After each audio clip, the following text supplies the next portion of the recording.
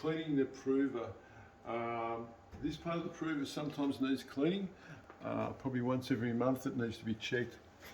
You just unscrew this screw here with a 7mm socket, either just a 7mm spanner.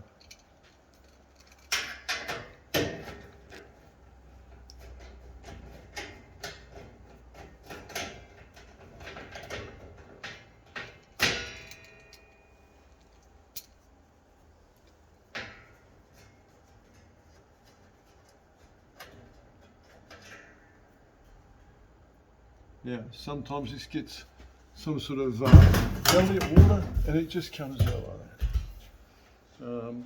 You just need to clean it and then push it back in. The hose needs to go in the hole at the top and the 2 screws. It should be sloping back, so your prover should be on a floor that's sloping forward. Quite easily done.